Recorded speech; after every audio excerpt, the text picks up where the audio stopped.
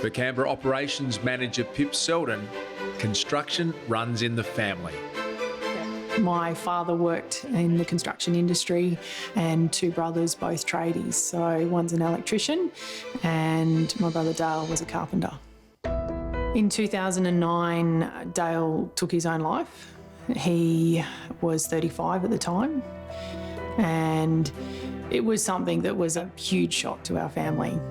You know, he was the popular guy amongst his mates. He was the one who always had friends over. You know, he was the kind of this casual tradie. You know, he was always the one who was organising the boys' fishing trip.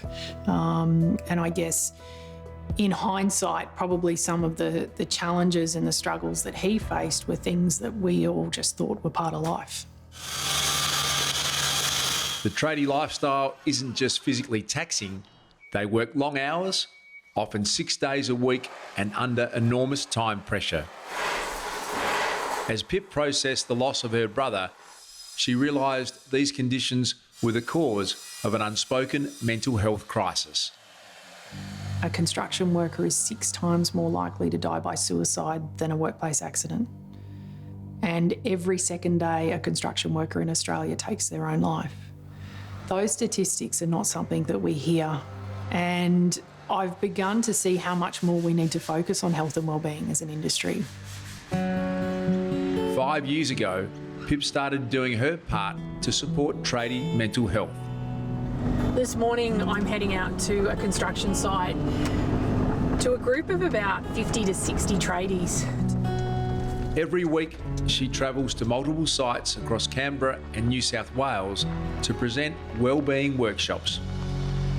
I want you guys to walk away from this next 15 minutes with some tools that you can use every day, at home, at work, to help you better cope with the pressure and stress of this industry. So our Healthy Tradie or Pre-Start Toolbox talks generally include a mindfulness session. So we actually focus more on breathing and how tradies can actually use their breath to control their mind and control their response to stressful situations. By slowing down your breathing and breathing down deep in here, you're actually changing your nervous system.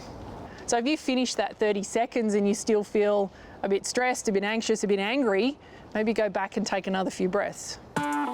Who's got a bit of back pain or neck pain? Pip presents her Healthy Tradie workshops alongside her partner Richard, a fellow construction worker with a passion for yoga. Yoga is very much about what's the body's state today. So before you start work, if we do some movement and you notice that you've got something a bit tight or something's not quite right, you know you've got to just take care of that today. This is one you can do every day. It's beautiful. Reach. So the right hand comes over to your left.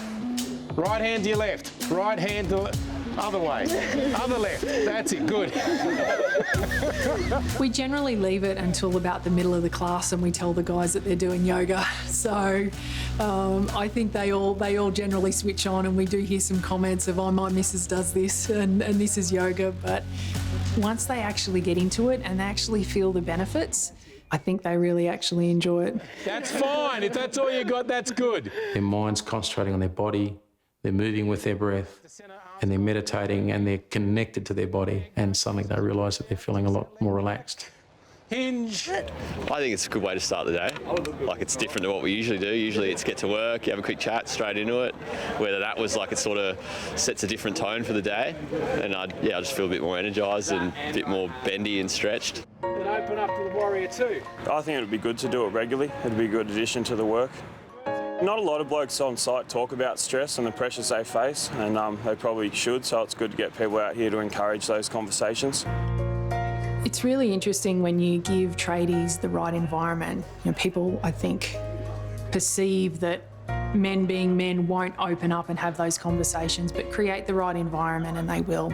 You know, I experienced that when we go out onto construction sites and we do these sessions and I share my story, that I often do have tradies who will come and talk to me after that and give us that feedback that, you know, thanks for actually, you know, caring about us and actually taking some time out to do something that supports us.